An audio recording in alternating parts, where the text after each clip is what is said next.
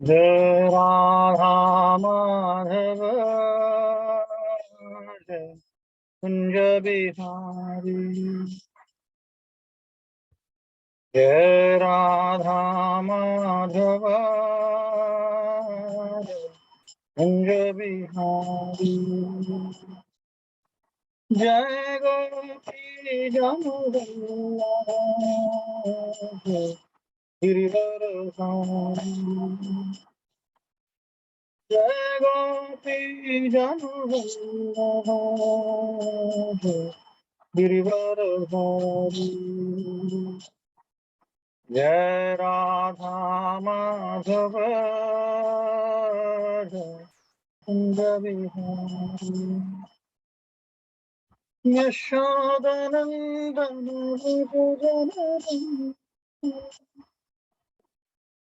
यशोदनन्दन व्रज यशोदनन्दन व्रज जनरञ्जन। यशोदनन्दन व्रज जनरञ्जन यमुनतीरवनचारि। यमुनतीरवनचारि। जय राधा माधव जय कुंज बिहारी। जय राधा माधव जय कुंज बिहारी। यशोदनन्दन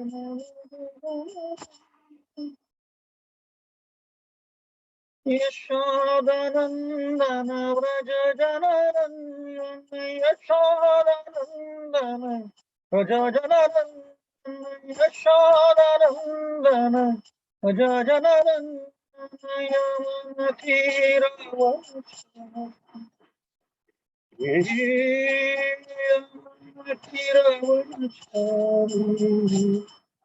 जय राधा माधव कुंज बिहारी। जय राधा माधव जय कुंज बिहारी। हरे कृष्णा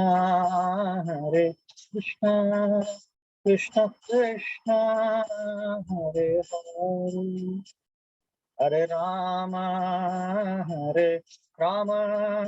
राम राम हरे हरे। हरे कृष्णा कृष्ण कृष्ण हरे हरे हरे राम राम राम हरे हरे। हरे कृष्णा कृष्ण कृष्ण हरे हरे हरे राम राम राम हरे हरे। हरे कृष्णा कृष्ण कृष्ण हरे हरे हरे राम राम राम हरे हरे हरे कृष्ण कृष्ण हरे हरे हरे राम राम राम हरे हरे हरे कृष्ण कृष्ण कृष्ण हरे हरे हरे राम राम राम हरे हरे हरे कृष्ण कृष्ण हरे हरे हरे राम राम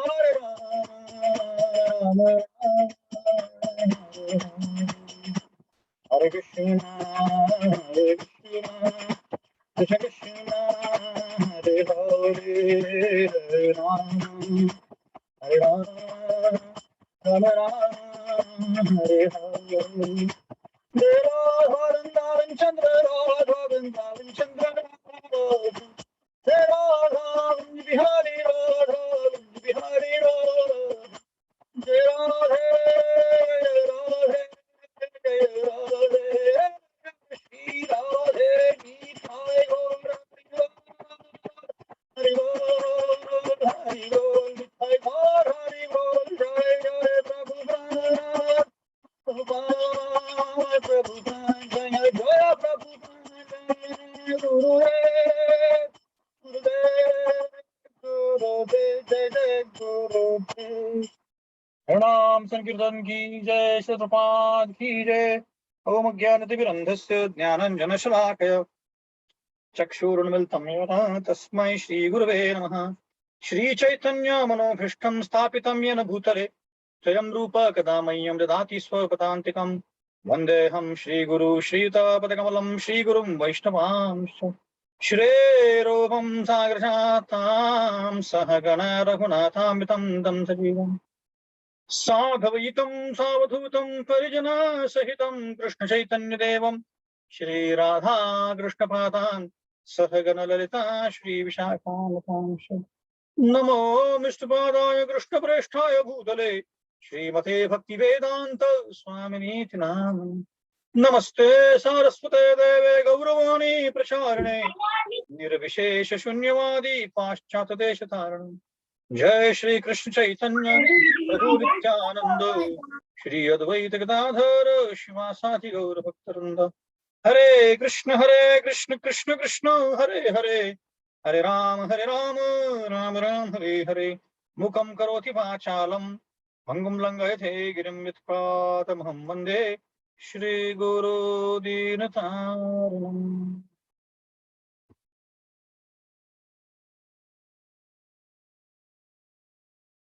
हरे कृष्ण, आप सभी का स्वागत है इस रविवार के भगवद गीता कक्षा में। तो हम लोग चर्चा कर रहे हैं 7वें अध्याय से, भगवद गीता के 7वें अध्याय से।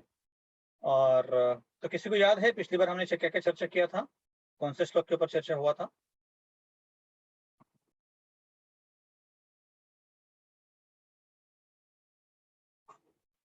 किसी को याद नहीं? एक हफ्ते में भूल गए? मेरी आवाज सबको आ रही है ठीक से? हरे कृष्णा। हाँ प्रभु जी। ओके, तो कौन सा अध्याय चर्चा कर रहे हैं हम लोग? 7वां अध्याय। ओके, 21वां श्लोक। 21वां श्लोक चर्चा किया था हमने। ओके, इसके आगे भी कुछ याद है?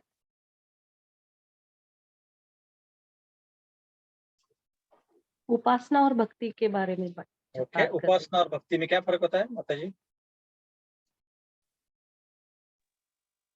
उपासना मतलब देवी देवताओं से हम भौतिक इच्छा प्रकट करते हैं।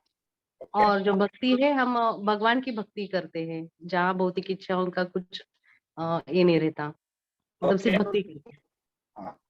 अन्याभिलाषिता शून्यम ज्ञान कर्माद्यानावृतम अनुकल्येन कृष्णानु शीलनम भक्ति। उपासना मतलब हम देवी देवताओं से कुछ मांगते हैं, भौतिक चीजें मांगते हैं। और आध्यात्मिक भगवान से भक्ति करना मतलब आध्यात्मिक चीजें मांगना, या तो शुद्ध भक्ति मांगना जिसमें कोई भी अभिलाषित नहीं, ऐसे। ओके, वो एक पॉइंट डिस्कस किया था। और कुछ याद है किसी को?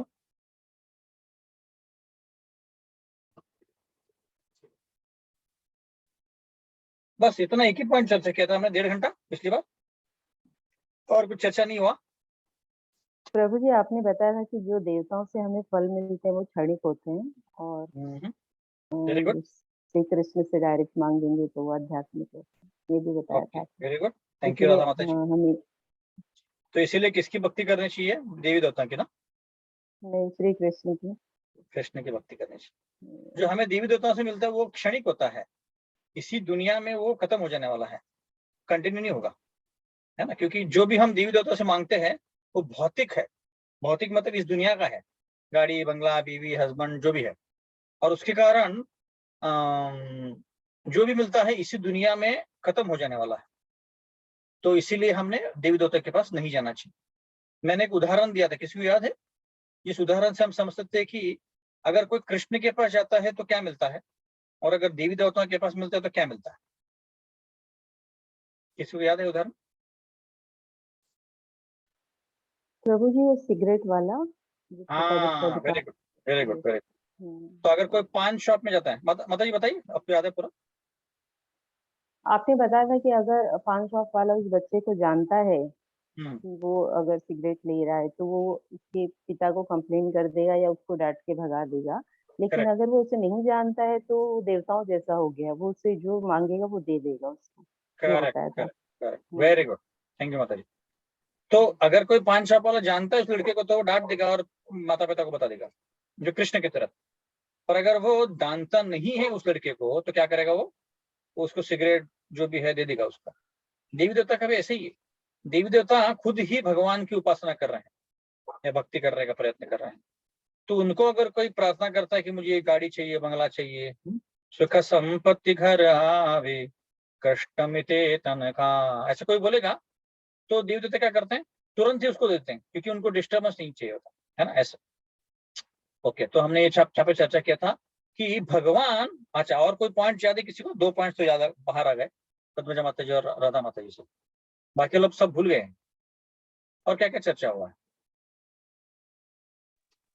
प्रभु जी, और एक पॉइंट था कि जो जो जिसकी जैसी भक्ति करता है, मैं उसी की श्रद्धा और उसमें दृढ़ करते ही जाता हूँ, ऐसा भगवान ने कहा था इसलिए। हाँ, करेक्ट। यहाँ ये वाला श्लोक में देख सकते हैं हम लोग कि अगर किसी को कोई इच्छा है कि मुझे अच्छी बीवी चाहिए, अच्छा पति चाहिए, गाड़ी चाहिए, बंगला चाहिए, सेहत अच्छी चाहिए, तो भगवान क्या करते हैं, उसी देवी देवता के उपासना करने के लिए जो श्रद्धा चाहिए होती है, वो श्रद्धा उस व्यक्ति के हृदय में डाल देते हैं। अगर किसी को सेहत अच्छी करनी है तो उसको बोलते हैं कि तुम सूर्य नमस्कार डालो, सूर्य भगवान की उपासना करो। अगर किसी को अच्छी पत्नी चाहिए, दुर्गा देवी से या पार्वती से प्रार्थना करो। अच्छा पति चाहिए तो शिव जी से प्रार्थना करो। ऐसे उसके मन में भगवान ये बोल देते हैं कि इस देवी देवता की तुमको पूजा करनी है। तो भगवान ऐसे क्यों करते हैं? भगवान अपने लिए क्यों नहीं श्रद्धा जागृत करते हैं उस व्यक्ति में? क्या प्रॉब्लम है अगर ऐसे करेंगे तो? अपने प्रभु लिए जी, क्यों नहीं क्योंकि श्रद्धा जागृत करते? भगवान किसी पर फोर्स बिल्कुल ही नहीं करना चाहते, करेक्ट, करेक्ट। और और बहुत बहुत प्यार करते हैं अपने सब जीवों से। करेक्ट। और कुछ कारण है क्यों नहीं वो खुद खुद के ऊपर भक्ति, उनको पता है कि देव देवता के पास जाके कुछ मिलने नहीं वाला है आध्यात्मिक, तो फिर क्यों नहीं भगवान अपने लिए भक्ति का बीज बो देते हैं वहां पे? क्यों नहीं ऐसे कर सकते हैं भगवान? प्रभु जी, हमारी स्वेच्छा फिर वो नहीं करते हैं। जो हमारी ओके, इच्छा है वो उस पे ओके, दखल नहीं स्वेच्छा देते। से वो करना चाहते हैं। और एक कारण है, और एक कारण है, कोई बता सकता है? स्वेच्छा के कारण भगवान भगवान फोर्स नहीं करना चाहते, ये सब कारण है, पर और एक कारण है, मुख्य कारण। प्रभु जी, श्री हमें फ्री कृष्ण विल है हमारा। ओके, फ्री विल है। और कुछ? अ, अगर हम भगवान की भक्ति करते हैं तो भगवान खुद हमारे दास बन जाते हैं। हाँ, नहीं, मतलब हम नहीं, वो कारण नहीं वो मतलब। हमारे मैं पूछ रहा हूँ कि भगवान अपने लिए भक्ति का बीज हमारे हृदय में क्यों नहीं बोते हैं, और देवी देवताओं का श्रद्धा क्यों बढ़ा रहे हैं? क्योंकि क्योंकि हम देवी देवता, भगवान से जो जो यस, हम चाहते हैं, जो इच्छा करते हैं, हर एक इच्छा पूरी करने के लिए भगवान ने हर एक देवी देवता को अपॉइंट किया है। और अगर ओके, हम जो जिस तरह की इच्छा करते हैं उसी तरह के देवी देवता की भक्ति की बेस भगवान अपनी इसमें मिलता है, और उनकी भक्ति से हमें अध्यात्म प्राप्त होता है। पर भगवान बोलते हैं ना जी, भागवत में, अकाम सर्व कामो वा मोक्ष कामो उदारति तीव्रेण भक्ति योगेन जनित पुरुष परम, कि तुमको जो भी चाहिए मेरे पास आ जाओ। तो ऐसा भी बोल रहे हैं। तो फिर देवी देवताओं की, क्योंकि यहाँ पे बोल रहे हैं ना अभी कि मैं हर एक के हृदय में जो जो कुछ चाहता है भौतिक चीजें, उसके हृदय में देवी देवताओं की उपासना करने की इच्छा या श्रद्धा में जागृत करता हूँ। तो ऐसा क्यों कर रहे हैं? खुद के लिए क्यों नहीं जागृत कर रहे? ये मेरा प्रश्न है। प्रभु जी, वो ये भी चाहते हैं कि भक्तों को ये सब भौतिक चीजों का उपभोग करने के बाद, उनसे डिस्कनेक्ट होने के बाद वो भगवान के पास आए, वरना इधर का जो मांगने का लिस्ट है वो इमीडिएट अगर दे दिया तो वो फिर भगवान को वो ही सेम भौतिक चीजें भी मांगते बैठेगा। नहीं, अभी भी 100% वहां पे नहीं है। तो भगवान कारण, यस, हाँ, भगवान बात- जीव के स्वतंत्रता में हस्तक्षेप नहीं करते। नहीं, वो तो हमने चर्चा किया था। फिर भी जब भगवान बोल रहे हैं कि अकाम सर्व कामो वाबो, तब भी नहीं कर रहे हैं हस्तक्षेप, तो अपने लिए भक्ति क्यों नहीं जागृत करते हैं? तो उसका कारण क्या है कि भगवान की जो भक्ति करता है, उपासना करता है, उसमें भगवान जल्दी से उसको भौतिक चीजें नहीं देते हैं। और भगवान की उपासना करने के लिए बहुत कुछ चीजें करनी पड़ती है ना। जैसे भगवान बोल रहे हैं कि वैसे तो साधारण चीज से भी कर सकते हैं, पत्रम पुष्पम फलम तोयम, पर अगर देवी देवता की उपासना आप देखेंगे तो उनका लिमिटेड पीरियड के लिए होता है, 1 हफ्ता, 16 सोमवार वगैरह वगैरह। तो उसमें उनको जो चाहिए वो इमीडिएटली मिल जाता है। पर भगवान कृष्ण की अगर कोई भक्ति करेगा तो उसको तुरंत नहीं मिलता है। मैंने 2-3 उदाहरण दिए थे, ध्रुव महाराज का उदाहरण दिया था, है ना। ध्रुव महाराज को चाहिए था कि मुझे सबसे बड़ा राज्य चाहिए, मेरे दादा से भी बड़ा राज्य। पर जब तक विष्णु उनको प्रसन्न हुए और उन्होंने उनको उनके सर के ऊपर शंख रख दिया, तब तक ध्रुव महाराज के हृदय के सारे इच्छाएं खत्म हो गई। तो भगवान समय लेते हैं, कृष्ण भगवान प्रसन्न होने में, पर जब प्रसन्न होते हैं तो सारी भौतिक इच्छाओं को वो साफ कर देते हैं। तो तब तक उस भक्त के इच्छा में, हृदय में कुछ होता नहीं है। तो इसीलिए बहुत बहुत सारे लोग भक्ति में जल्दी से आते नहीं, कृष्ण भक्ति में जल्दी से आते नहीं। ये पॉइंट आज भी हम चर्चा करने वाले हैं। तो इसीलिए भगवान चाहते हैं कि धीरे धीरे धीरे, जैसे हमने योगा लेटर देखा था 3रे अध्याय में, कि पहला वो नास्तिक है, फिर कर्मकांडी होता है, फिर सकाम कर्म योगी होता है, फिर निष्काम कर्म योगी, फिर अष्टांग योगी, फिर ध्यान योगी, और फिर भक्ति योगी में ऐसे धीरे धीरे व्यक्ति आता है। तो अगर भगवान बोलेंगे, जैसे मैंने एक उदाहरण दिया था कि अगर कोई एक व्यक्ति डॉक्टर के पास आता है और डॉक्टर उसको बोलता है, और उसको सिगरेट पीने की बहुत आदत है, और डॉक्टर उसको बोलते हैं कि कल से सिगरेट पीना बंद, तुम्हारे शरीर के ऊपर उसका बहुत असर हो रहा है। और ये व्यक्ति रोज 2-3 पैकेट सिगरेट पी रहा है।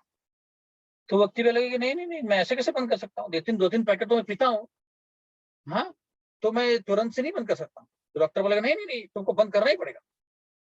तो बोलते हैं कि मैं डॉक्टर चेंज कर लूँ।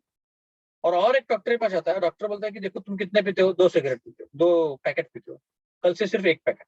बोलते हैं हाँ ठीक है, मैं 1 पैकेट पीने के लिए तैयार, मेरे को छोड़ने के लिए नहीं बोल रहे हो ना, तब तक मेरे को प्रॉब्लम नहीं है। इसके कहने का तात्पर्य क्या है कि हर कोई उस स्तर पे नहीं है कि कृष्ण भक्ति कर सके, क्योंकि कृष्ण भक्ति करने के लिए बहुत कुछ सैक्रिफाइस करना पड़ता है, जो देवी देवता के इसमें नहीं है। कि देवी देवता इसमें क्या करते हैं, जो भी हमारा काम हो करते रहते हैं, पर देवी देवता की पूजा करना कर सकते हैं। जैसे कृष्ण भक्ति करने के लिए 4 नियमों का पालन करना पड़ता है ना, फिर बाकी सब चीजों को छोड़ना पड़ता है। तो ऐसे अगर कोई तैयार ही नहीं हो उस लेवल पे आने के लिए, जैसे वो सिगरेट का मैंने एग्जांपल दिया, तो वो नहीं करेगा। इसके लिए भगवान बोलते ठीक है, तुम्हारे अभी लेवल नहीं। तो भगवान देखते हैं कि हृदय में कितनी श्रद्धा है, कितनी इच्छा है, कितना वो सैक्रिफाइस कर सकता है ना, तपस्या कर सकता है कितना, उसके हिसाब से वो कृष्ण भक्ति में लाते हैं। अगर उनको पता है कि नहीं कर सकते तो नहीं लाते हैं। तो आज एक उदाहरण देखेंगे हम 28वें श्लोक में, उसके बाद में और चर्चा करेंगे। ठीक है, तो आगे बढ़ते हैं। तो हमने यहाँ तक देखा, उसके बाद कि वो उस श्रद्धा के साथ भक्ति करना चालू करते हैं। और फिर जो कम बुद्धि के लोग हैं, यहाँ पे भगवान शब्द यूज करते हैं अल्पमेधसा, मतलब उनकी बुद्धि कम है। ऐसे कम बुद्धि वाले लोग ही देवी देवता की पूजा करते, ऐसे भगवान बता रहे हैं। और फिर होता है भगवान कि उसके आगे भी और कोई व्यक्ति होते हैं जो कम बुद्धि वाले हैं। यहाँ पे उनका शब्द यूज किया गया है अबुद्धय मत, बुद्धि बहुत कम। ऐसे लोग क्या करते हैं, वो ब्राह्मण की पूजा करने का प्रयत्न करते हैं। मालती माता जी, तुमचा मायक्रोफोन हे होते, अनम्यूट होतो सारखा जरा चेक करा प्लीज। तो ऐसे लोग ब्राह्मण की पूजा करते हैं। तो हमने चर्चा की थी पिछली बार कि भगवान को जानने के लिए भगवान कृष्ण के 3 स्वरूप हैं। किसी को याद है कौन से 3 स्वरूप हैं? 3 स्वरूपों में भगवान को जाना जा सकता है, ये हमने चर्चा किया था। प्रभु जी ब्रह्मन, पहला परमात्मा। ओके हाँ प्रभु जी, आप बोलिए। ब्रह्मेति, तो ब्रह्मन जो कि लाइट आप उदाहरण देते हैं, परमात्मा जो हमारे हृदय में है, और भगवान जो कृष्ण स्वयं है। करेक्ट। तो तीन प्रकार से हम भगवान को जान सकते हैं। अगर कोई पूछे कि भगवान आपके निर्गुण है क्या, एक्चुअली निर्गुण भी है और उनका स्वरूप भी है, दोनों है भगवान।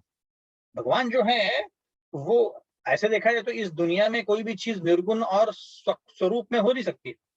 जैसे मैंने इस मोबाइल का उदाहरण लिया, तो ये मोबाइल में स्वरूप है, और पानी का उदाहरण दिया, पानी को स्वरूप नहीं है। पर भगवान ऐसे हैं कि उनको स्वरूप भी है और स्वरूप नहीं भी है। क्यों? क्योंकि उनके तीन लेवल्स हैं। ब्रह्मेति परमात्मेति भगवान इति शब्दति। ब्रह्मेति मतलब वो भगवान ब्रह्मन के रूप में हमको जा सकते हैं। जैसे भगवान कृष्ण के शरीर से जो प्रकाश निकलता है उसको ब्रह्मण बोला गया है, ब्रह्म ज्योति बोला गया है। दूसरा स्वरूप कौन सा है? परमात्मा। हर एक के हृदय में क्षुरोदक्षय विष्णु के स्वरूप में भगवान बैठे हैं, तो वो है परमात्मा। और तीसरा स्वरूप है भगवान, ओरिजिनल कृष्ण भगवान, जिनसे सब कुछ आया हुआ। गोविंदम आदि पुरुषां तमहं भजामि, अंगानी यस्या सकलेन प्रिय प्रीति पान्ति, पश्चान्ति पान्ति कलयांति चिरां जगान्ति, आनंद चिन्मय स्वरूप गोविंद आदि पुरुषां। तो भगवान सबके स्वरूप है। ईश्वर परमा कृष्ण सच्चिदानंद विग्रह, अनादिरादिर गोविंद सर्व कारण कारणम, चिंतामणि प्रकर सद्म शुकल्प वृक्ष, लक्षावृतेषु सुरभीर अभिपालयन्तम, लक्ष्मी सहस्त्र शत संभ्रम सेवमानम, गोविंदमादि पुरुषां तमहं भजामि। तो ब्रह्म संहिता में ब्रह्मा जी बोल रहे हैं, ईश्वर परम कृष्ण सच्चिदानंद विग्रह, अनादिर सबके आदि हैं वो, अनादिर आदिर गोविंद सर्व कारण कारणम, चिंतामणि प्रकर सद्म शुकल्प वृक्ष। मतलब ऐसे भौतिक आध्यात्मिक जगत में हर कुछ चिंतामणि है, हर कुछ कल्प वृक्ष की है। चिंतामणि प्रकर सद्म शुकल्प वृक्ष, लक्षावृतेषु सुरभीर अभिपालयन्तम। बहुत सारे लाखों लाखों सुरभि गाय हैं। लक्षावृतेषु सुरभीर अभिपालयन्तम, लक्ष्मी सहस्त्र शत संभ्रम सेवमानम। सहस्त्र सहस्त्र लक्ष्मियां हैं जो वहां पे सेवा कर रही है कृष्ण की या विष्णु की। तो ये आध्यात्मिक जगत है जहाँ पे मूल स्वरूप में कृष्ण रहते हैं, और उनसे ही सब कुछ आता है। उनसे ही बलराम जी आते हैं, उनसे ही राधा रानी आती हैं, उनसे हम लोग भी आते हैं। नित्यो नित्यानाम चेतनाश चेतनानाम एको बहुनाम विदधाति कामान। ये ऐसे बहुत सारे अनगिनत जीव हैं, और उसमें एक प्रमुख है कौन? कृष्ण भगवान। और उनसे सब कुछ आता है। विष्णु उनसे आते हैं, नारायण उनसे आते हैं, बलराम जी उनसे आते हैं, राधा रानी उनसे आते हैं, सब कुछ भगवान से आ रहे हैं। अहम सर्वस्य प्रभवो मत्ता सर्वम प्रवर्तते इति मत्वा भजन्ते मां बुधा भाव समन्विता। भगवान बोल रहे सब कुछ मुझसे आ रहा है। आध्यात्मिक जगत, भौतिक जगत, सब कुछ मुझसे ही आ रहा है। कहाँ बोल रहे हैं? भगवद गीता में 10वें अध्याय में 8वां श्लोक है। तो इसका मतलब क्या है कि कृष्ण भगवान सबसे ओरिजिनल स्वरूप में सबसे सर्वश्रेष्ठ है, और वो तीन स्वरूपों में जाना जा सकते हैं। आगे बढ़ते हैं। तो फिर आगे भी सॉरी, नाहम प्रकाश सर्वस्य लोक माया समावता, मूढ़ो या न विजानाति लोको मजम अव्ययम। भगवान बोलेंगे मुझे हर कोई नहीं जान सकता है। मैं इस ऐसे मूर्ख और अबुद्धि व्यक्तियों को अपना स्वरूप नहीं दिखाता। मैं उनके लिए अपने आप को, खुद को एक पर्दे की तरह खुद को कवर कर लेता। क्यों? क्योंकि भगवान नहीं चाहते हैं कि ऐसे लोगों को वो दिखाएं जो उनको देखना नहीं चाहते। जैसे कई सारे नास्तिक लोग हैं जो बोलते हैं कि मैं भगवान में विश्वास नहीं रखता, मुझे भगवान नहीं देखने। तो भगवान तो ठीक है, अगर तुम्हें नहीं देखना है तो मैं नहीं दिखाऊंगा तुमको, है ना। तो ऐसे भगवान नहीं दिखाते जब तक उनके मन में इच्छा नहीं होती कि मैं भगवान को देखूं और उनके लिए मैं भक्ति करूं। इसलिए भगवान बोलते हैं कि मैं ऐसे लोगों को खुद को कवर करके रखता हूँ। तो ये चर्चा किया था हमने। उसके बाद हमने हाँ, 25 तक हमने चर्चा किया। ठीक है, अब इससे आगे बढ़ते हैं। तो हम लोग 5 श्लोक पढ़ेंगे और उसके बाद आगे चर्चा को आरंभ करेंगे। वेदाहम समुदितानि वर्तमानानि च अर्जुन, भविष्यानि च भूतानि मां तु वेत्थ कष्टम्। इच्छादेश समुत्थेन द्वंद्व मोहेन भारत, सर्वभूतानि सम्मोहं सर्गे यान्ति परान्तप। 28 येषां त्वन्तगतं पापं जनानां पुण्यकर्मणां, ते द्वंद्व मोह निर्मुक्ता भजन्ते मां दृढव्रता। जरा मरण मोक्षाय माम आश्रित्य यतन्ति ये ते ब्रह्म तद् विदु कृष्णम अध्यात्मम चर्म चाखिलम साधिभूताधिदैवं मां साधियज्ञं च ये विदो प्रयाण कालेऽपि च मां ते विदुर्युक्तचेतसा। हरे कृष्णा कृष्णा कृष्णा हरे हरे, हरे राम राम राम हरे हरे। तो भगवान अभी बता रहे हैं कि अभी तक उन्होंने बताया कि 4 प्रकार के लोग होते हैं, और उसके बाद बताया कि देवी देवताओं की पूजा क्यों नहीं करनी चाहिए। हाँ, तो और इसके पहले वाले श्लोक में उन्होंने बताया कि कैसे वो जो मूर्ख व्यक्ति हो, नाहम प्रकाश सर्वस्य योग माया समावता मूढ़ो या न विजानाति, ऐसे बोल रहे हैं। मतलब जो लोग भगवान को देखना ही नहीं चाहते हैं, उनके ऊपर विश्वास नहीं रखना चाहते, उनके लिए भगवान खुद को उनके आगे नहीं लेके आते हैं। तो अभी आगे बढ़ते हैं 27वें श्लोक में। तो 27वें श्लोक में भगवान बता रहे हैं, सॉरी 26वें श्लोक में, कि अभी 26 से लेके 30 तक भगवान बता रहे हैं कि कोई मोह के, माया के मोह के जाल से छुटकारा पाके कृष्ण भगवान की भक्ति कैसे कर सकता है। तो अब तक हमने देखा कि ऐसे लोग जो बिल्कुल भगवान को देखना नहीं चाहते, उनके ऊपर माया का जाल भगवान बिछा देते हैं, उनके आंखों के ऊपर। हाँ, पर भगवान के आंखों के ऊपर कोई जाल नहीं है। भगवान सब कुछ देख सकते हैं, भगवान सब कुछ है ना। तो इसलिए अभी भगवान बताना चाहते हैं कि सब कुछ मैं जानता हूं, आगे का पीछे का सब कुछ। वेदा हम समझतानी वर्तमान च अर्जुन, बोल रहे हैं कि देखो कि अब तक जो भी सब कुछ हुआ है, जो अभी हो रहा है और आगे जो होने वाला है, वेदा हम समझतानी वर्तमान च अर्जुन, सब कुछ मैं जानता हूं, ऐसे कृष्ण भगवान बोल रहे। आप अगर इस श्लोक में देखेंगे तो भगवान एक तरह से बता रहे हैं कि भाई देखो, यहाँ पे सब कुछ जो भी हो रहा है इसके कंट्रोल में मैं हूं, सब कुछ मुझे पता है क्या हो रहा है यहाँ पे। हाँ? अब तक जो भी हुआ है, अभी जो हो रहा है, आगे जो होने वाला है, सब कुछ मैं जानता हूं, और सारे जीवों को मैं जानता हूं। इतना ही नहीं, सारे जीवों के हृदय में क्या चल रहा है ये भी मैं जानता हूं। अभी हमारे हृदय में बहुत सारी भौतिक इच्छाएं हैं, ये भी भगवान जानते हैं। भले हम भक्ति करने का नाटक कर रहे हैं, भक्ति करने का प्रयत्न कर रहे हैं, पर भगवान जानते हैं कि हमारे हृदय में बहुत सारी भौतिक इच्छाएं हैं, कामुक वासनाएं हैं, और अलग अलग प्रकार की इच्छाएं हैं जो भगवान चाहते हैं कि वो साफ हो जाए, पर अभी तक साफ हुआ नहीं है। तो जैसे इसीलिए भगवान है क्योंकि वो सब कुछ जानते हैं। अब बोला ऐसे कैसे हो सकता है कि सब कुछ जानते हैं। आप सोचिए, इस भूतल पे, सिर्फ इस भूतल पे 7 बिलियन जीव हैं, और हम तो इसकी बात, मनुष्यों की बात कर रहे हैं। इसमें हमने अभी तक प्राणियों को, कीड़ों को, पेड़ों को पकड़ा ही नहीं।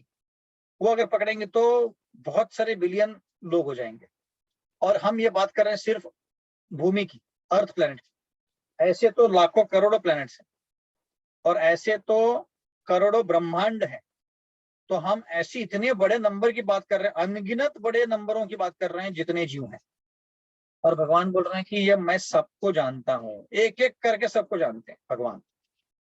हाँ, अब हमारे जीवन में हम जान सकते हैं कि हमारे अगर 20-30 से भी ज्यादा मित्र या मैत्रिन हो, तो उनको जानना, यार याद रखना बहुत मुश्किल है। हम गिने चुने व्यक्तियों को जानते हैं। तो भगवान बोल रहे हैं कि जितने करोड़ों लाखों अनगिनत जीव हैं, सबको मैं जानता हूं। इतना ही नहीं, भगवान बोल रहे हैं कि सबके हृदय में क्या है वो भी मैं जानता हूं।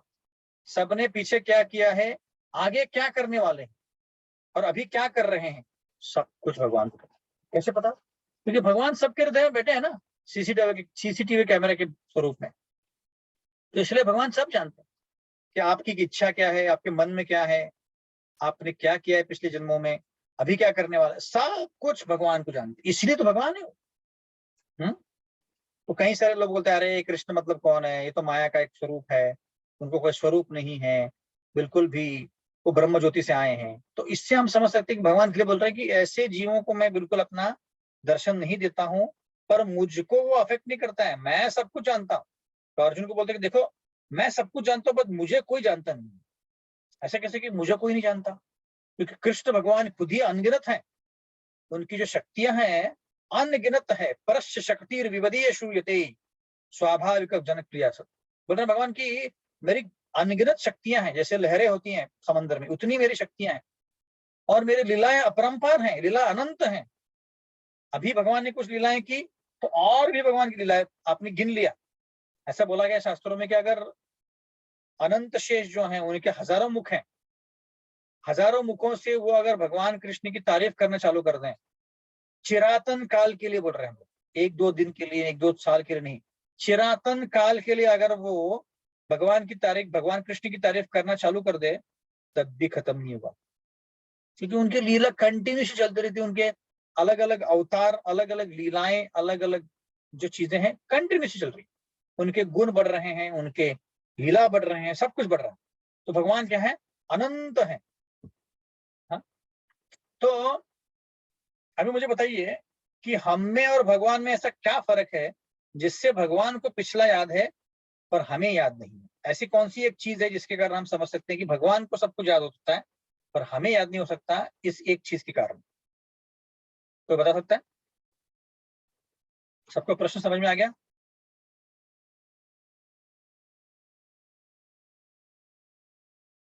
प्रश्न भी समझ में नहीं आ गया? प्रभु जी प्रश्न नहीं समझ में आया। हाँ, जैसे हम लोग पिछले जन्म का भूल गए हैं, है ना, हमें कुछ याद नहीं, इसी जन्म का भी कुछ बहुत कुछ भूल गए हैं, पिछले जन्म को तो बदूर की बात। पर कृष्ण भगवान यहाँ पे बोल रहे हैं वेदा हम समझतानि वर्तमान च अर्जुन, मतलब मैं पिछला जानता हूँ, अभी का जानता हूँ, आगे का जानता हूँ। हम में और भगवान में ऐसा क्या फर्क है जिसके कारण हम लॉजिकली समझ सकते हैं कि हमें याद नहीं है, भगवान को याद है? कैसे? कौन सा एक ऐसा कारण है?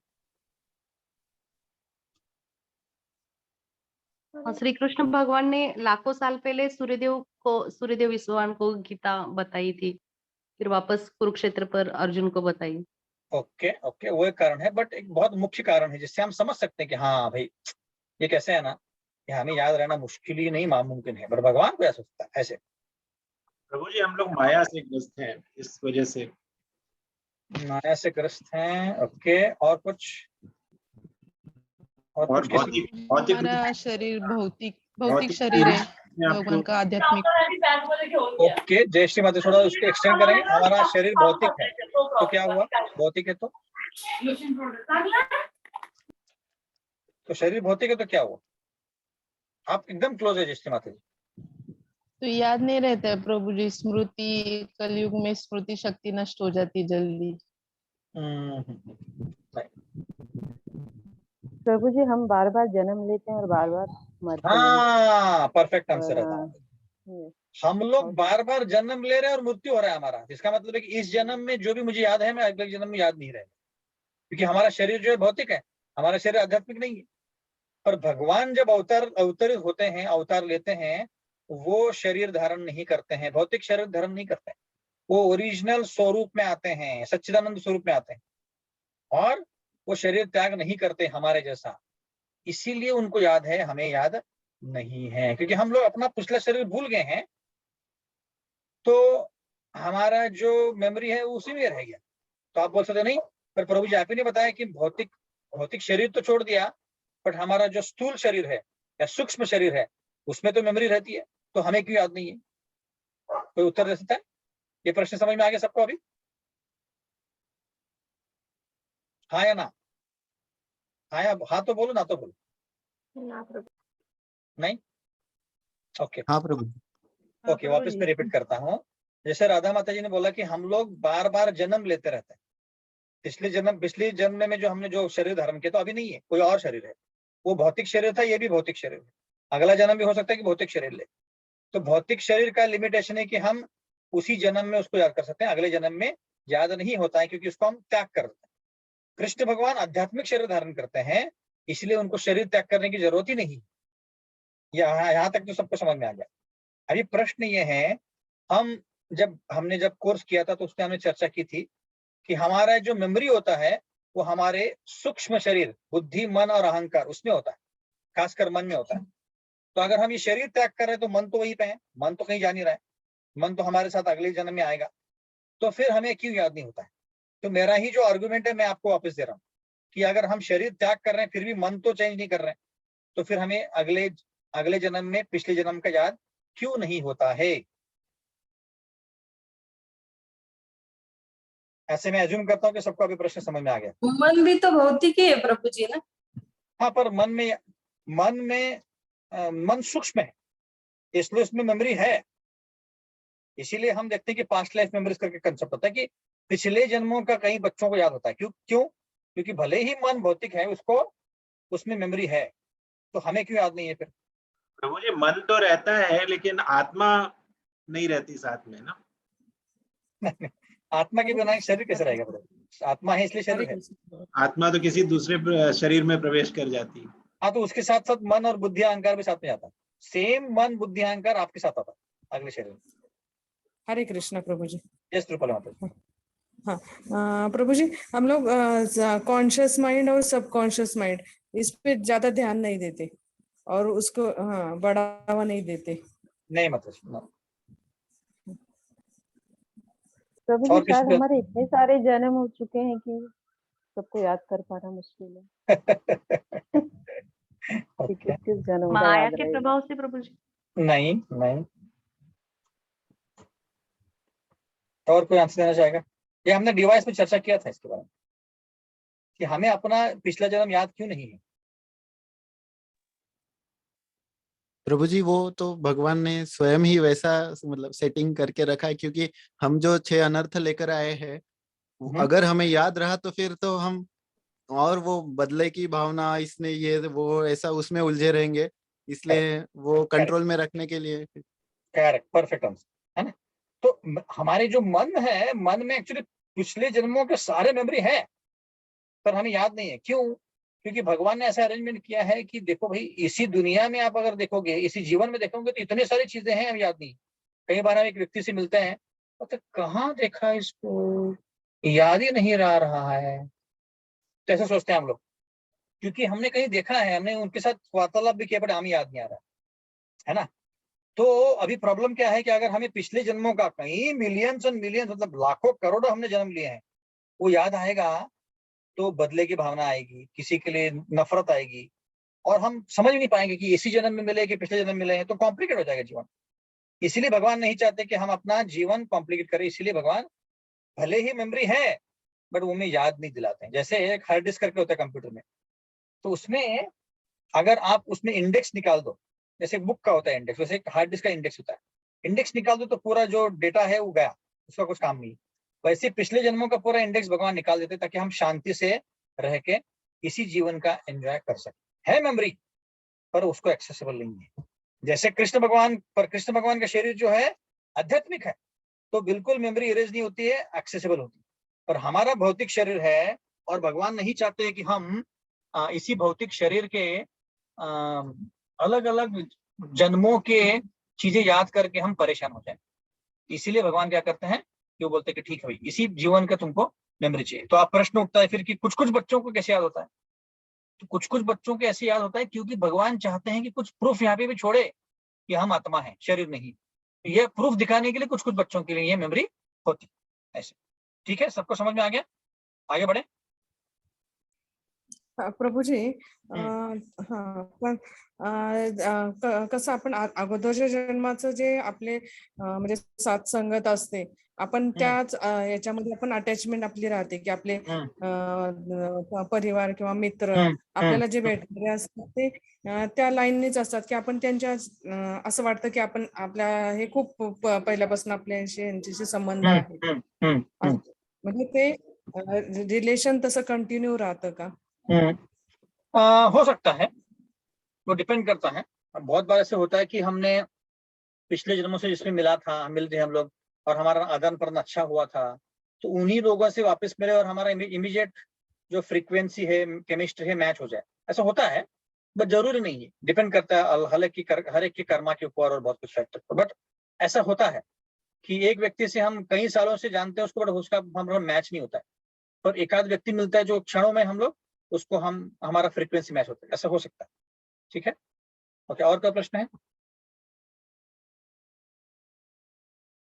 तो जैसे पद्मजा माता ने बताया था कि कृष्ण भगवान बता रहे हैं कि चौथे अध्याय में इमं विवस्वते योगम युक्त पक्तावन हम अभ्यम विवस्वाने पन्मे प्राह मनुरिक्षासु प्रवृत्ति। कृष्ण भगवान ने बताया था कि मैंने दुनिया जब बनी तब मैंने विवस्वान सूर्य देव जो है उसको यही ज्ञान दिया था भगवद गीता का। तुम भूल गए हो पर मैं नहीं भूला, है ना। इससे भी हम समझते थे कि भगवान कृष्ण को ये सब कुछ याद होता है। ओके, ठीक है, तो आगे बढ़ते हैं। तो अगला श्लोक है इच्छा द्वेष समुत्तेन द्वंद्व मोहेन भारत। तो भगवान यहाँ पे बता रहे हैं, ये बहुत महत्वपूर्ण श्लोक है, क्योंकि इसी श्लोक से एक्चुअली हम जान सकते हैं कि हम आध्यात्मिक जगत से यहाँ पे कैसे आए। इच्छा द्वेष समुत्थेन, भगवान बोल रहे कि इच्छा हुई हमारी, क्या इच्छा हुई कि कृष्ण से अलग रहना है, कृष्ण से अलग होके एंजॉय करना है। हमें आध्यात्मिक जगत में ऐसी इच्छा हुई कि मुझे नहीं रहना है यहाँ पे, मुझे कृष्ण से अलग ही रहना है और अलग जाके एंजॉय करना है। कृष्ण ही इतना क्यों एंजॉय कर रहा है, मैं नहीं क्यों कर रहा हूँ, सबके सेंटर कृष्ण ही है, मैं क्यों नहीं हूँ। ये हमारे हृदय में इच्छा प्रकट हुई, और इच्छा प्रकट होते ही द्वेष उत्पन्न हुआ, और द्वेष उत्पन्न होते हुए भी, क्योंकि वैकुंठ लोक में और आध्यात्मिक जगत में कोई भी द्वेष की जगह नहीं है, भगवान अलग से एक जगह बना देते हैं, इसको हम भौतिक दुनिया बोलते हैं, और वहां पे जाके हम या यहाँ पे आके हम यहाँ पे फंस जाते हैं। तो ये इस श्लोक का तात्पर्य है। तो बहुत महत्वपूर्ण श्लोक है जानने के लिए कि हम ऐसे कैसे आ गए, है ना। तो प्रभुपाद अलग अलग तात्पर्यों में बताते हैं कि ये जो जीव है ये ऑलरेडी आध्यात्मिक जगत में खुश था, तो फिर यहाँ पे कैसे आ गया, क्यों आ गया, क्योंकि उसको स्वातंत्र दिया गया है कि तुम्हें भगवान कृष्ण से एक साथ मैत्री करनी है, उनकी उपासना करनी है या नहीं करनी, तुम्हारे हाथ में। अगर कोई जीव इच्छा प्रकट करे, अरे नहीं नहीं मुझे नहीं रहना यहाँ पे, कृष्ण भगवान कितना एंजॉय कर रहे हैं, मैं नहीं कर रहा हूँ, मैं सेंटर में नहीं हूँ, तो भगवान उसके लिए अलग जगत बनाते हैं। जैसे मैंने उदाहरण दिया था पिछली बार भी, कई बार दिया मैंने ये, कि अगर कोई बहुत अमीर व्यक्ति है, अंबानी हो, बिरला हो, टाटा हो, और उसका एक ड्राइवर है, और वो जो ड्राइवर है बहुत महंगी महंगी कार में घूमता है, बहुत बड़े बड़े घर में रहता है, अच्छा खाना पाना करता है, अच्छे कपड़े पहनता है, सब कुछ अच्छा है, पर कई बार उस व्यक्ति के ड्राइवर के मन में विचार आ सकता है कि अरे अगर एक थोड़े दिन के लिए मैं टाटा बन जाऊं, बिरला बन जाऊं, तो कितना अच्छा होगा। हाँ, कितना अच्छा होगा कि मैं टाटा बिरला बन जाऊं, सब लोग मेरी तारीफ करेंगे और मेरी वाहवा करेंगे। तो भले ही वो सब कुछ एंजॉय कर रहा है, वो बिरला के जैसे ही एंजॉय कर रहा है, टाटा के जैसे ही एंजॉय कर रहा है, क्योंकि खाना तो अच्छा ही मिलेगा उसको, सब कुछ अच्छा मिलेगा, फिर भी उसके मन में इच्छा आएगी, क्योंकि उसको लगता है कि भाई ये इसकी कितनी तारीफ हो रही है, इतनी किसकी कितनी शोहरत है, मेरी क्यों नहीं है, ऐसी इसकी इच्छा होगी। भले ही उसका कुछ उसके जैसे एंजॉय कर रहा है, पर उसको लगता है कि नहीं मैंने उस जगह होना चाहिए। ऐसे ही हर एक जीव को लग सकता है, हर एक मतलब जो हमारे जैसे नित्य बद्ध जीव होते हैं, नित्य सिद्ध को नहीं होता, नित्य सिद्ध जो होते हैं वो उनके मन में कभी भगवान के लिए द्वेष उत्पन्न होता ही नहीं है, पर नित्य बद्ध जो होते हैं उनके मन में ऐसी इच्छा प्रकट होती है, क्योंकि उन सबको स्वतंत्र दिया गया है। और जब ऐसी इच्छा प्रकट होती है तो हम लोग इस दुनिया में टपकते हैं, और जब तक ये इच्छा नहीं जाएगी, इस श्लोक से हम समझ सकते हैं कि भगवान के लिए, भगवान के विरुद्ध एंजॉय करने की और भगवान के लिए द्वेष उत्पन्न करने की ताकत माया में है और हम में है, इसलिए हम इस दुनिया में है ना। ऐसे तो यहाँ पे ये श्लोक के पहले ये जान सकते हैं कि भगवान को कोई समझ क्यों नहीं पाता है कृष्ण को, इसके कारण, इच्छा और द्वेष के कारण। हमारी इच्छा क्या है कि हमें एंजॉय करना है, हमारी इच्छा है कि हमारे सब कुछ अच्छा मिलना चाहिए, और द्वेष भी है ना। हमारे मन में कितनी सारी इच्छाएं, मैंने बताया था एक बार कि अगर ये पूरा आकाश एक कैनवास पकड़ा जाए और यहाँ पे सारे जो पेड़ हैं उनको एक पेन पकड़ा जाए, अलग अलग पेन्स, और समंदर का जो पानी है उसको इंक पकड़ा जाए, स्याही पकड़ा जाए, और आप अगर अपनी इच्छाएं लिखना चालू कर दो उस आकाश के ऊपर, फिर भी हमारी इच्छाएं खत्म नहीं होंगी। इतनी सारी भर भर की इच्छाएं हैं, इतने सारे जन्मों की, तो उन इच्छाओं के कारण ही जीव इस दुनिया में फंसा हुआ है। कौन सी इच्छाएं? भौतिक इच्छा, मुझे बहुत बड़ा आदमी बनना है, गाड़ी लेना है, बंगला लेना है, सारे देश घूमना है, वगैरह वगैरह वगैरह, इतनी सारी इच्छाएं हमारे मन में। तो जब तक वो इच्छाएं क्लियर नहीं होंगी तब तक हम इसी भौतिक दुनिया में लगे रहेंगे। तो इच्छा कैसे क्लियर करनी है? उन्हीं इच्छाओं को आध्यात्मिक इच्छाओं से रिप्लेस करना। अगर मुझे बहुत पैसे कमाने की इच्छा है तो मैंने क्या करना चाहिए? बहुत पैसे कमाने चाहिए और उसमें से कुछ हिस्सा भगवान को दान कर देना चाहिए या भगवान की सेवा में लगाना चाहिए, तो ऐसी इच्छा वो आध्यात्मिक हो जाएगी। तो वैसे ही कई सारी इच्छाएं हैं, इस इच्छा के कारण ही हम इस भौतिक दुनिया में अटके पड़े हैं। जिस दिन ये इच्छा खत्म हो जाएगी उस दिन हमारा जो पूरा हमारा पूरा अस्तित्व ही इसमें खत्म हो सकता है ना, इसलिए। और दूसरा है द्वेष। द्वेष किसके लिए? द्वेष भगवान कृष्ण के लिए। अब बोलेंगे अरे मैं तो भगवान कृष्ण के लिए द्वेष नहीं करता हूं, मेरे मन में तो बहुत आदर है वगैरह वगैरह। पर नहीं, अगर इस दुनिया में एक भी जीव के लिए हमें द्वेष है, इसका मतलब है हमारे को कृष्ण भगवान के लिए द्वेष है। क्योंकि शुरुआत वहीं से हुई थी ना, शुरुआत भगवान से द्वेष करके हुई थी कि मुझे अलग से रहना है, और अब जाके हम उस परिस्थिति में आ गए कि पूरा द्वेष ही द्वेष भरा हुआ है। धीरे धीरे हरे नाम करते करते, भगवान का नाम जप करते करते, भगवत गीता पढ़ते पढ़ते, भागवतम पढ़ते पढ़ते धीरे धीरे वो इच्छा खत्म हो जाएगी और हम शुद्ध बन जाएंगे। तब हम भौतिक दुनिया से आध्यात्मिक दुनिया जा सकते हैं। तो इस इच्छा और द्वेष के कारण कोई भी जीव कृष्ण को समझ नहीं पाएगा। हर एक को लगेगा कि मुझे एंजॉय करना है, हर एक को लगता है कि अरे अब ये क्या है, इच्छा द्वेष समुत्तेन द्वंद्व मोहेन भारत भगवान। मतलब क्या? द्वंद्व के कारण सुख दुख समय कृत्वा लाभा लाभ हो जाए, जो ये द्वंद्व है, सुख है दुख है, ठंड है गर्मी है, हाँ, श्रद्धा है श्रद्धा नहीं है, बहुत कुछ शानो शौकत पाने की इच्छा है और शानो शौकत नहीं, ऐसे कई सारे द्वंद्व हैं इस दुनिया में। तो जब तक ये इच्छा और द्वेष है तब तक द्वंद्व रहेगा, और जब तक द्वंद्व है तब तक हम इस दुनिया से बाहर नहीं जा पाएंगे। द्वंद्व क्यों है? क्योंकि हमारा जो चित्त है, हम खुद को ये शरीर मानते हैं और इस दुनिया में हम खुद को एंजॉय करना चाहते हैं, इसके कारण ये द्वंद्व है, और इसके कारण हम भौतिक दुनिया से वापस जा नहीं पाते, है ना।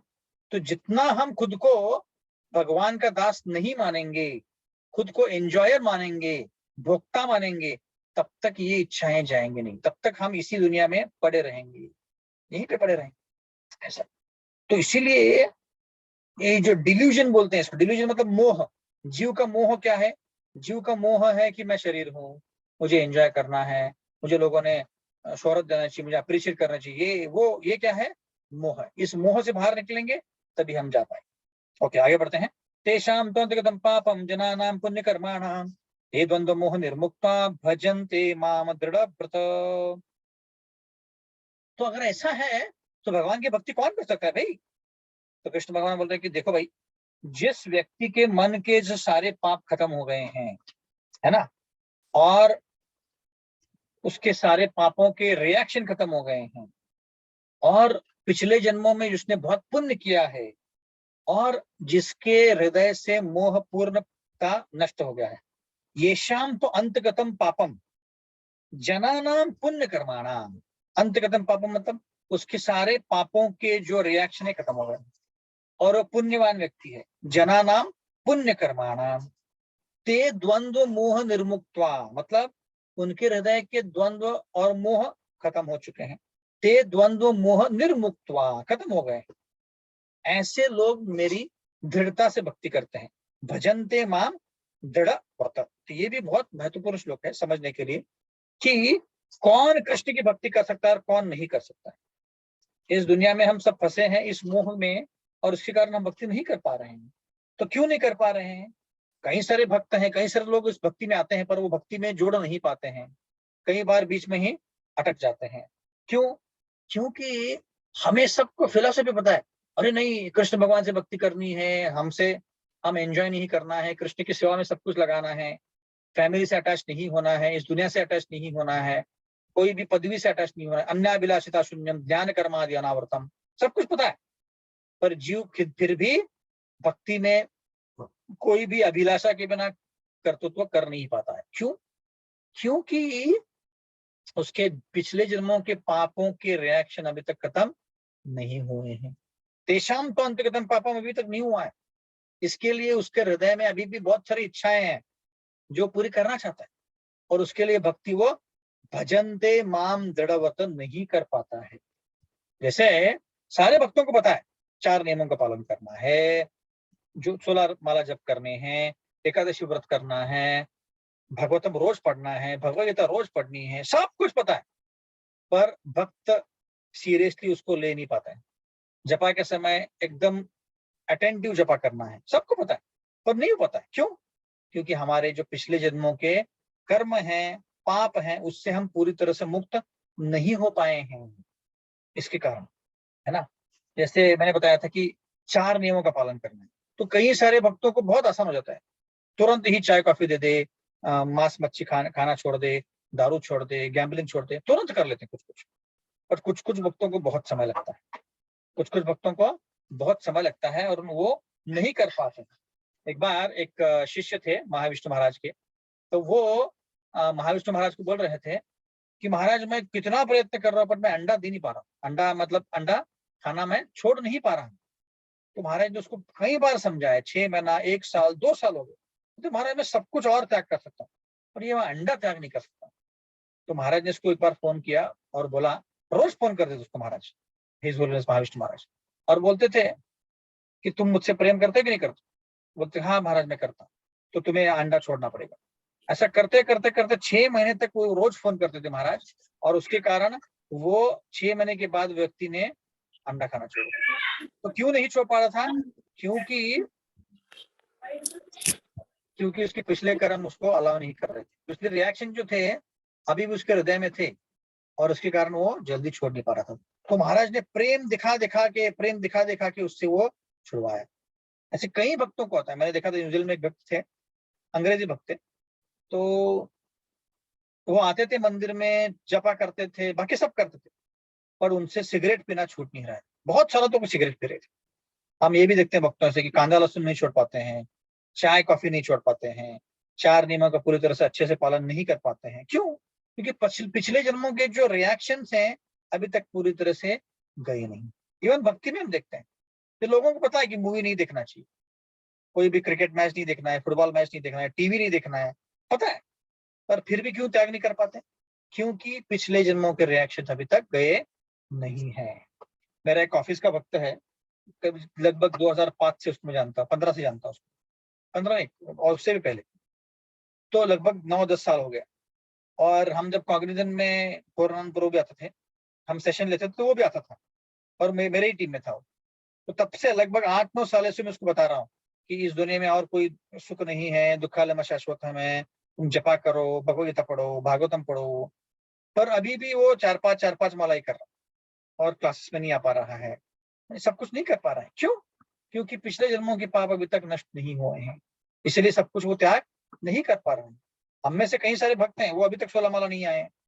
कईयों को हम बता चुके हैं कि नहीं आपको 16 माला करना है, तो उससे हमारा जो भक्ति का गाड़ी आगे बढ़ेगा, पर नहीं आ पाए क्योंकि टाइम लगता है पिछले कर्मों को कम होने में, नष्ट करने में, है ना।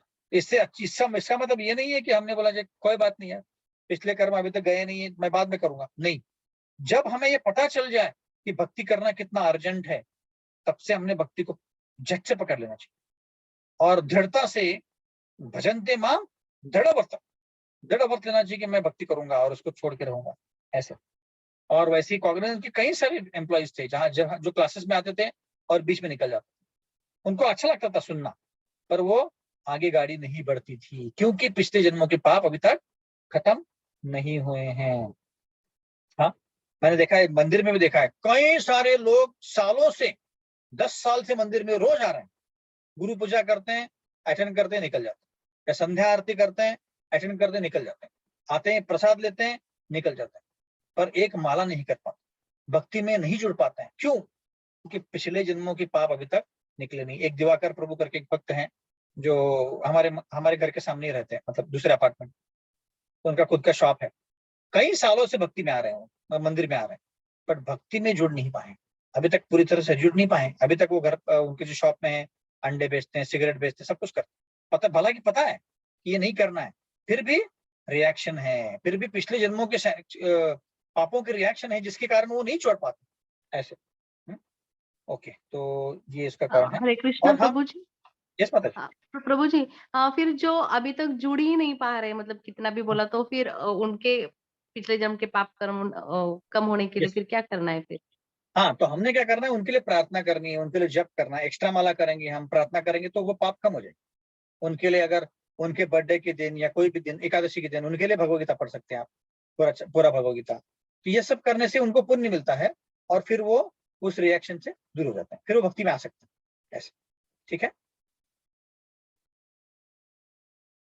तो ऐसे ही हम देखते हैं कि कई सारे भक्त भक्ति में नहीं आ पाते हैं, और कई सारे ऐसे हैं तो भक्ति को जब पकड़ लेते हैं कि ऐसे छोड़ते नहीं है कि इतना दृढ़ता से करते हैं। जैसे इस्कॉन पुणे के जो प्रेसिडेंट है हिज ग्रेस राधेश्याम प्रभु, या और एक भक्त हैं हिज ग्रेस गौरांग प्रभु, ये जो दोनों ही भक्त गोपाल राधानाथ महाराज के भक्त हैं, इतने दृढ़ता से भक्ति करते हैं कि बिल्कुल इधर उधर टकपक नहीं हिलते, बिल्कुल कुछ नहीं अलग सोचते हैं। क्यों? क्योंकि उनके सारे पाप धुल चुके हैं और पूरी तरह से वो भक्ति मार्ग में लगे हुए हैं, है ना। उनको बिल्कुल जो बोलते हैं ना, शेक नहीं कर सकता कोई, बिल्कुल हिला नहीं सकता है, क्योंकि वो भक्ति मार्ग में इतने दृढ़ता पूर्वक आ चुके हैं। तो आगे के 2 श्लोक देखते हैं। अभी जो आगे के 2 श्लोक हैं 29 और 30, ये अगले चैप्टर के लिए बताया गया है कि अगले चैप्टर में क्या आने वाला है। तो हम इसको और विस्तार में नहीं चर्चा करेंगे, क्योंकि अगले श्लोक में आने ही वाला है अगले चैप्टर में। जरा मरण मोक्षाय माम आश्रितयन्ति ये हे ब्रह्म विदु तृष्णा अध्यात्मम कर्म च अखिलम। तो इसमें भगवान बता रहे हैं कि ऐसे भी कुछ लोग होते हैं जो बुद्धिमान होते हैं और उनको जरा मरण मोक्षाय, मतलब ये चारों चीजों से उनको मुक्तता चाहिए होती है। कौन सी? कि जन्म मृत्यु जरा व्याधि, इससे मुक्तता चाहिए होती है और उनको मोक्ष चाहिए होता है, और वो मेरी भक्ति में आ जाते हैं। हाँ, एक्चुअली वो ब्रह्मन स्थिर पे हैं क्योंकि वो मोक्ष पाना चाहते हैं, है ना। तो यहाँ पे भगवान, जैसे पहले भगवान ने 16वें श्लोक में बताया था कि 4 प्रकार के लोग कौन से भगवान के पास आते हैं, कृष्ण के पास, है ना। चतुर्विधा भजन्ते माम जन सुकृतो अर्जुन आर्तो जिज्ञासुर अर्थार्थी ज्ञानी च भरतर्षभ। तो उनके ये 4 लोग आते हैं। अभी बता रहे हैं कि 5वें प्रकार के भी व्यक्ति होते हैं जो मोक्ष प्राप्ति करने के लिए भी आते हैं, और इनको ब्राह्मण कहलाते हैं। ब्राह्मण मतलब क्या? ब्रह्म जानाति इति ब्राह्मण, ऐसे होता कि ब्राह्मण को जानता है, कृष्ण को जानता है, भगवान को जानता है, उसको ब्राह्मण कहलाते हैं। ये 5वें कैटेगरी के लोग ये हैं जो भगवान के मोक्ष पाना चाहते हैं, भगवान से मोक्ष पाना चाहते हैं, इसीलिए आए। और फिर आखिरकार 30वें श्लोक में भगवान चर्चा कर रहे हैं अगले अध्याय की, इसमें अध्यात्म क्या होता है। साधिभूतदादि दैवं मां साधि यज्ञं च ये विदो प्रयाण काले अपि च मां ते विदुर्युक्त चेतसा। भगवान बता रहे हैं कि जो मेरे चित्त में पूरी तरह से समाहित है, हाँ, और ऐसे व्यक्तियों को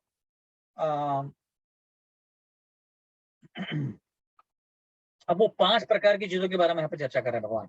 आदिभूत क्या होता है ना, ये जो भौतिक दुनिया है इसको संभालने के लिए जो देवी देवता है उसको आदिभूत बोला गया है। हाँ, आदि दैव कौन है? जो देवी देवताओं को भी कंट्रोल करते हैं, वो आदि दैव है। आदि यज्ञ कौन है? सारे यज्ञों के जो मुख्य हैं वो आदि यज्ञ हैं। और इन ये व्यक्ति क्या करते हैं? भगवान को प्रयाण काले मतलब जब मृत्यु को पाते हैं तब ये क्या सोचते हैं, इसके बारे में चर्चा कर रहे हैं।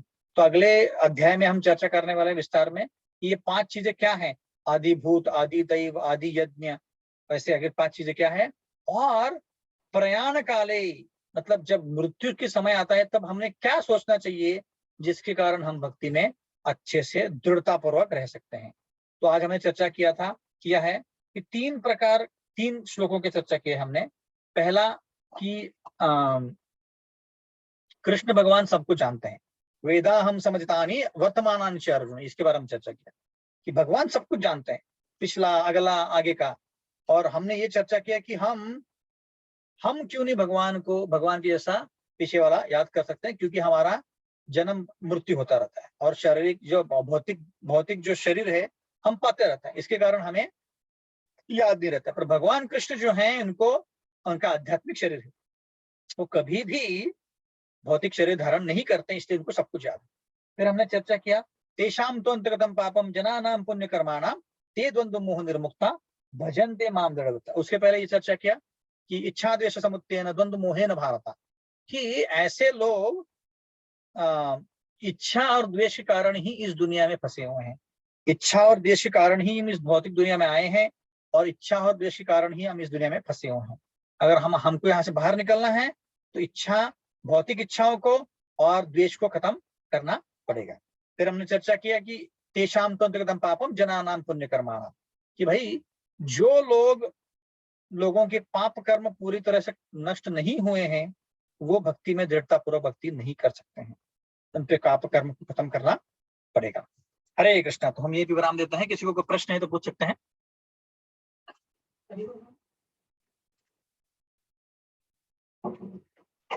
कोई प्रश्न है किसी को?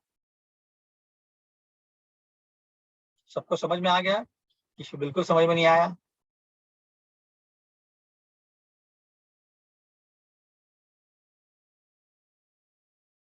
ओके, तो अगर कोई प्रश्न नहीं है तो हम ये भी विराम देते हैं। अगले समय से हम 8वें अध्याय को आरंभ कर रहे हैं। तो 7वें अध्याय को हमने खत्म कर दिया है आज। हरे कृष्णा। दंडवत प्रणाम सभी को।